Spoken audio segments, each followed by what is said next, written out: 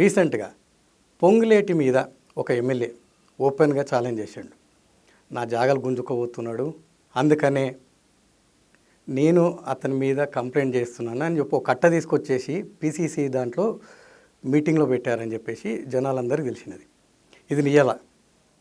తప్పదు. ఇవన్నీ దుష్ప్రచారాలు. ఎమ్మెల్యే వచ్చి అట్లా మంత్రి మీద చేసిండు, ఇవన్నీ ఏంటి అని అంటే ఇగో ఇట్లాంటి అబద్ధాలని ఎగ్జాంపుల్ నేను ఉదాహరణ చెప్తున్నా ప్రవీణ్ గారు మీకు. ఇప్పుడు మొన్న ఇదే ట్విట్టర్లో కేటీఆర్ ఖమ్మం జిల్లాకు సంబంధించినటువంటి మిర్చి రైతులు అని చెప్పి ఒక వీడియో పెట్టేసేసి కనీస మద్దతు ధర రాక గుండెలు బాదుకుంటున్నటువంటి రైతు చూస్తే మా కళ్ళలో నీళ్ళు వచ్చేస్తున్నాయి, అసలు అట్లాంటి పరిస్థితి ఎవరు కూడా రావద్దు అని చెప్పి మొత్తం కుటుంబం స్పందించినటువంటి పరిస్థితి, మా మీద దుమ్మెత్తి పోసినటువంటి పరిస్థితి. తీరా సీన్ కట్ చేసేస్తే అసలు ఆ పెట్టినటువంటి వీడియో ఎప్పటిది, ఎవరు అధికారంలో ఉన్నప్పటిది, మీరు మీ అయ్యా అధికారంలో ఉన్నప్పటిది 2018 వీడియో.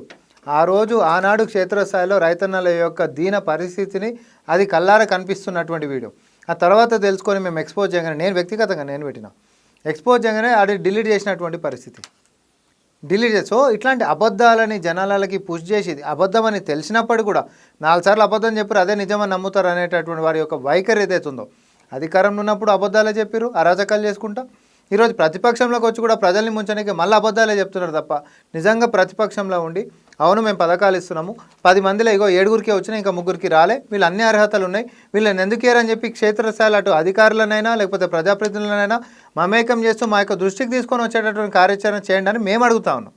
అసెంబ్లీకి రండి, అసెంబ్లీకి వచ్చి కొట్లాడుండ్రి, మా యొక్క వైఫల్యాలకి ఏమని ఉంటే మీరు చెప్పుండ్రి, మీరేం చేసిండ్రు మేమేం చేసినారో కూడా మాట్లాడుకుందాం. మేము ఇప్పుడు చేస్తున్నటువంటి దాంట్లో కూడా లోపాలు ఏమైనా ఉంటే ఎత్తి చూపితే మేము దాన్ని సరిదిద్దుకునేటటువంటి కార్యాచరణ కూడా చేస్తామని స్వయం ముఖ్యమంత్రి గారు మంత్రిని కేసీఆర్ గారి ఇంటికాడికి పంపించిండు. ఇట్లాంటిది ఎప్పుడన్నా స్వతంత్ర భారతదేశంలో పండుకున్నటువంటి ప్రతిపక్ష నేతని నువ్వు అసెంబ్లీకి రా, నీ డ్యూటీ నువ్వు చేయని చెప్పి పంపించినటువంటిది ఉండేనా?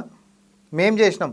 ఎందుకంటే పరిపాలన చేస్తున్నటువంటి దాంట్లో పారదర్శకత అయినా దమ్ము ధైర్యంతో నిజాయితీగా మేము ఉన్నాం కాబట్టి ప్రతిపక్ష నాయుడు పండుకున్న వచ్చి ప్రశ్నించని చెప్పి మేము అడుగుతున్నాం. వాళ్ళు ఏదో ప్రశ్నిస్తుంటే మైకులు బంద్ చేసి మేము మార్షల్స్ని పెట్టి బయటికి వెళ్ళగొడుతుంది కాదు కదా వ్యవస్థ. గతంలో మీరున్నప్పుడు అట్లుండే, ప్రతిపక్షాల గొంతు నొక్కినటువంటిది. ఇప్పుడేమో పండుకొని మేము లేపుతుంటే కూడా లేవలేనటువంటి పరిస్థితులలో ప్రతిపక్ష నాయకుడు ఉన్నాడని చెప్తున్నాను నేను. ప్రపంచంలో ఏ మూల ఏ క్షణం ఏం జరుగుతుందో వేగంగా తెలుసుకోవడానికి తొలి వెలుగు వాట్సాప్ ఛానల్ని ఫాలో చేయండి.